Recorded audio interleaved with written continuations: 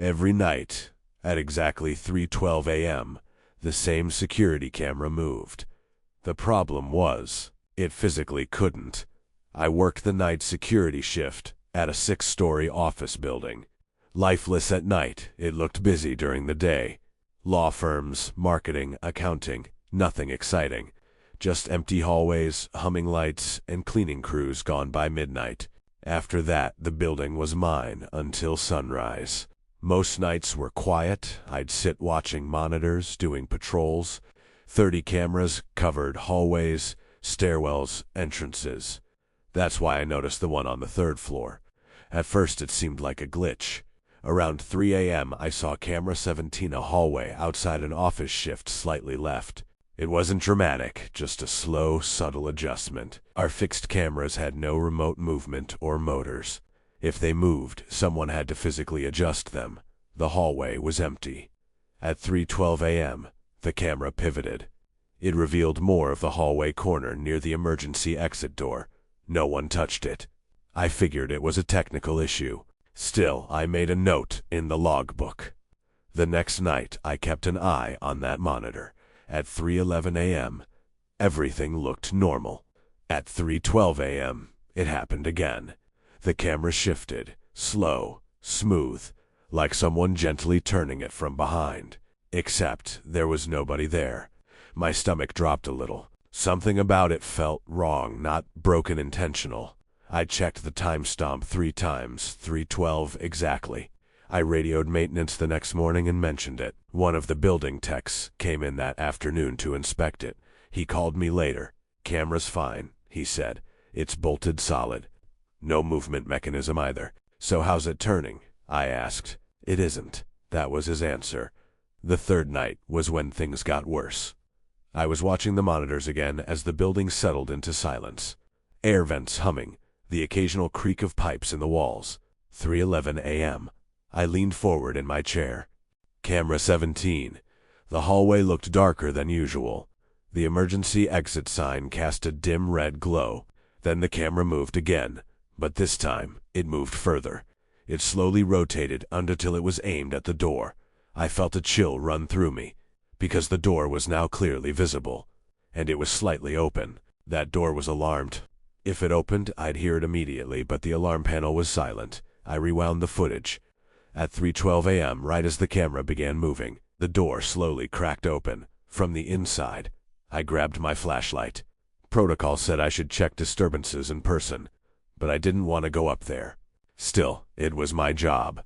The elevator ride to the 3rd floor felt longer than usual. The building was dead quiet.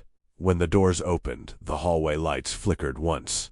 I stepped out. Everything smelled stale, like old carpet and dust. Camera 17 was mounted above the corner.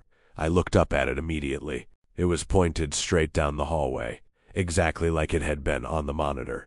Then I looked at the door, closed, completely shut. I walked down the hall slowly, my footsteps muffled against the carpet. When I reached the door, I tested the handle. Locked. No alarm. No sign it had been opened. My flashlight beam slid across the metal surface. That's when I noticed the scratches. Long, thin marks around the door handle, like something had been scraping at it from the inside. I felt that cold, creeping feeling you get when your brain realizes something before you do. Because this door didn't lead outside.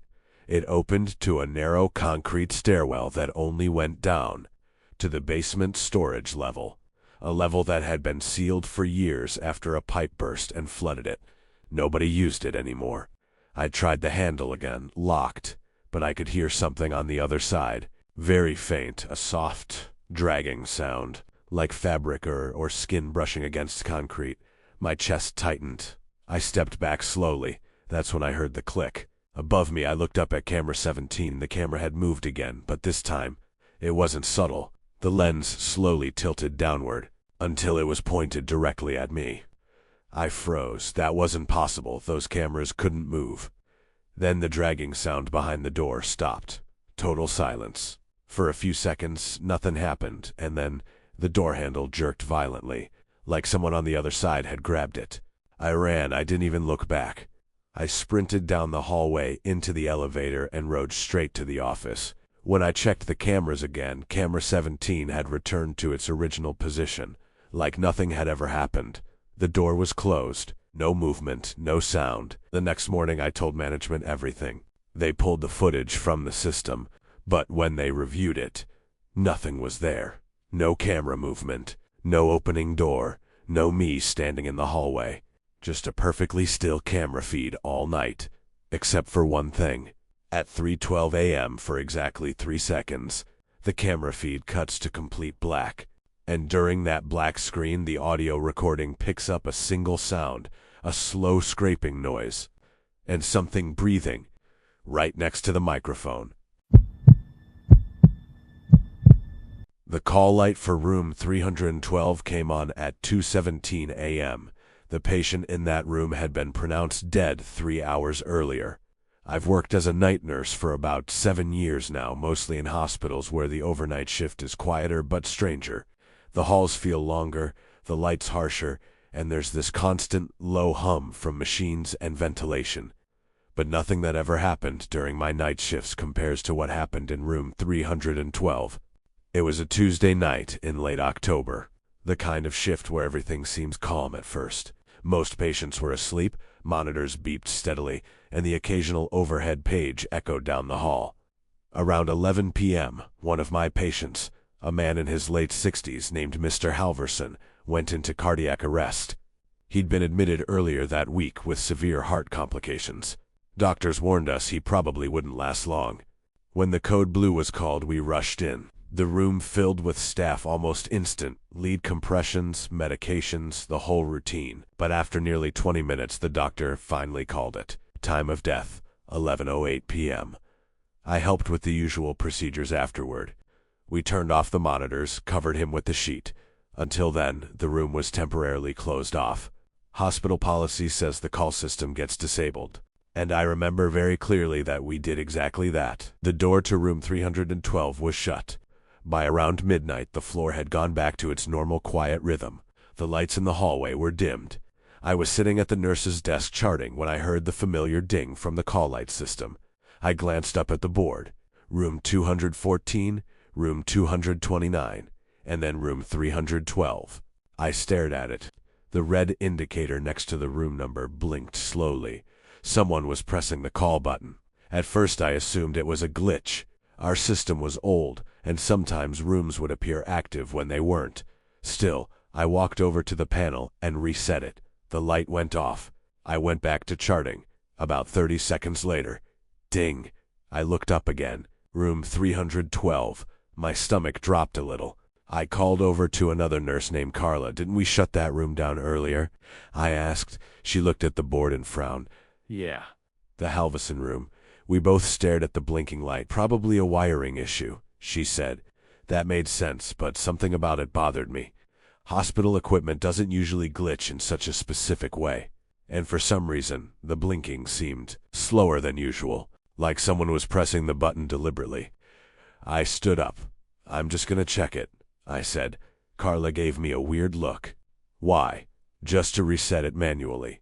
Truth was, I wanted to make sure no one had accidentally reconnected the system. The hallway toward room 312 felt unusually quiet, even for 2 a.m. The overhead lights flickered faintly as I walked, casting long shadows across the polished floor. When I reached the door, I stopped. The red deceased tag still hung from the handle. Everything looked exactly how we'd left it, except the call light above the door was glowing softly, meaning the button inside the room was being pressed. My heart started beating faster. I told myself it had to be electrical interference. That was the only explanation. Still, I hesitated before opening the door. When I finally pushed it open, the room was dark, except for the faint glow of the hallway light behind me. The curtains were half drawn. The air inside felt colder than the hallway. I stepped inside slowly. Mr. Halverson was still lying in the bed exactly where we'd left him, covered by the white sheet up to his chest. The monitors beside him were powered down. No movement, no sound, just silence. I exhaled, feeling a little ridiculous. Then I noticed something. The call button cord. It had been placed neatly beside him earlier. Now it was draped across the bed, leading directly into his hand. I froze. His fingers were curled loosely around the button, and the red light on it blinked again. Click! I swear I heard the plastic press. I felt my throat tighten. "Hello?"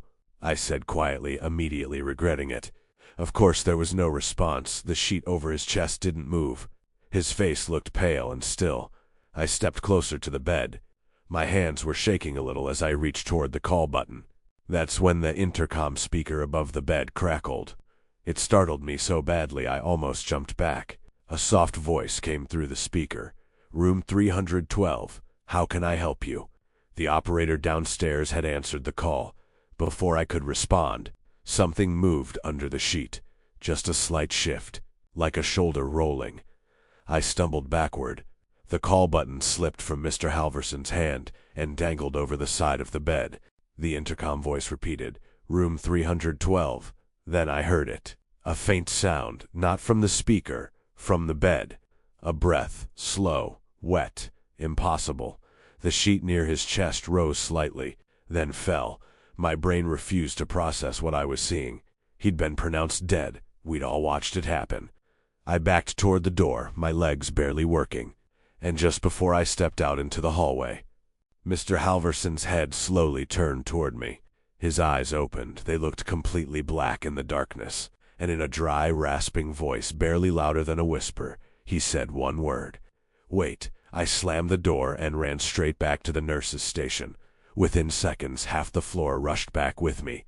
When we opened the door again, the room was exactly how it should have been. Mr. Halverson lay motionless. The call button was resting neatly beside his body. His hands folded peacefully over his chest. No signs of movement. No breathing. The morgue team came an hour later and took him away.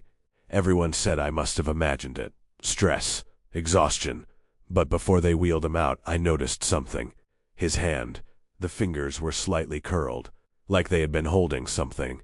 And on the bedside monitor, despite the machine being completely shut off, the call light indicator blinked once, then went dark. The pounding started at exactly 2:46 a.m. It was coming from inside the walk-in freezer, while I was the only person in the building. I used to work overnight prep at a small family restaurant just off the highway. It wasn't a huge place, just a diner-style kitchen with maybe 8 tables and a counter up front. During the day it stayed busy with travelers and locals, but overnight it was completely closed. My job was to come in around midnight, prep ingredients for the morning crew, and leave around 5. Most nights were quiet, almost too quiet. When you're alone in a restaurant kitchen at night, every little sound feels louder than it should. Metal shelves creaking, ice machines clunking, refrigerators humming constantly in the background. But after a few weeks you get used to it. At least I thought I had. That night started like any other. I unlocked the back door around 11:50 p.m., turned on the kitchen lights, and started my usual routine. Chopping vegetables, portioning meats, making soup stock for the next day. The walk-in freezer was right at the back of the kitchen, next to the dry storage room. Big steel door, heavy handle, and a thick rubber seal that made this hollow suction sound whenever you opened it. Inside, the temperature sat somewhere around -18 degrees Celsius. You didn't stay in there long. Around 2:30 a.m., I went in to grab a box of frozen chicken. The freezer looked normal, metal racks, stacked boxes, the usual foggy breath hanging in the air while you stood there. I grabbed what I needed and closed the door behind me. About 15 minutes later, I was at the prep table slicing tomatoes when I heard the first sound. Thump. It was faint but distinct. I stopped cutting. The kitchen went silent except for the hum of the refrigerators. Then thump thump, 2 more knocks. My eyes drifted slowly toward the freezer door. The sound had come from inside it. I remember standing there for a few seconds just staring at the steel door waiting for something else. Nothing happened. I told myself it was probably ice shifting or boxes settling. Freezers make weird noises sometimes. Still, those knocks had sounded deliberate, like someone hitting metal. I tried to ignore it and went back to prepping. About 5 minutes later, bang. This time it was loud enough to make me flinch. The knife slipped slightly in my hand. Then it came again. Bang, bang, bang. 3 rapid hits. No mistaking it now. Something was pounding from inside the freezer. My first thought was that someone had gotten locked in. Maybe one of the closing staff had gone in earlier and somehow stayed inside after everyone left. The idea made my stomach drop, because that freezer could easily trap someone if the internal release failed. I hurried toward the door. "Hello?" I called. The pounding stopped immediately. Dead silence. I stood there, hand hovering near the handle. Someone in there? Nothing. Just the low mechanical hum of the compressor. For a moment I actually wondered if I'd imagined it. Then, bang, right against the door. I grabbed the handle instantly and yanked it open. A rush of icy air hit my face. I stepped inside. The freezer was completely empty. No one. Just rows of frozen food and that cloud of foggy breath forming in front of my face. "Hello," I said again, my voice echoing strangely in the cold room. Nothing moved. I checked behind the shelves, between the racks, even crouched down to look under the lowest shelf. There was absolutely nobody inside. The pounding had stopped. I stood there confused for a moment before stepping back out and closing the door again. Maybe I'd misheard something. Maybe a truck outside had hit something. I tried to shake it off, but about 10 minutes later, it happened again. Bang! I froze. The sound was even louder this time. Bang! Bang! The freezer door rattled slightly with each hit. My chest tightened. I walked slowly toward it again. "Okay, this isn't funny," I muttered. The pounding stopped the second I reached the door. The kitchen felt colder somehow. I grabbed the handle and opened it again. Same blast of freezing air. Same empty room, but this time, something was different. I stepped inside slowly. My breath hung thick in the air, and that's when I noticed the freezer door from the inside. There were handprints on the frost, clear as day. 2 palms pressed flat against the metal, right where the banging had been. Fresh prints. You could see the frost melting slightly where skin must have touched it. I stared at them, my brain struggling to process what I was looking at, because the prints hadn't been there earlier. And as I watched, another one appeared, right next to the others, slowly forming as the frost smeared, like someone invisible was pressing their hand against the door. My heart started hammering. The metal behind the frost dented slightly. Then, bang, the door slammed outward from the inside. I stumbled backward, nearly slipping on the freezer floor. Another print appeared, then another, 5, 6, more hands pressing desperately against the metal. I ran. I didn't even close the freezer door behind me. I sprinted straight out of the kitchen, grabbed my keys, and got out of the building as fast as I could. I waited in my car for almost 20 minutes before calling the manager. He came down and checked the place himself. When he called me back inside, the freezer door was closed, and the frost was perfectly smooth. No handprints, no dents, nothing. He thought I was messing with him, but the weird part is what happened after. The next morning, the morning cook complained that the freezer door was unusually hard to open, like something inside was pushing against it. They eventually forced it open.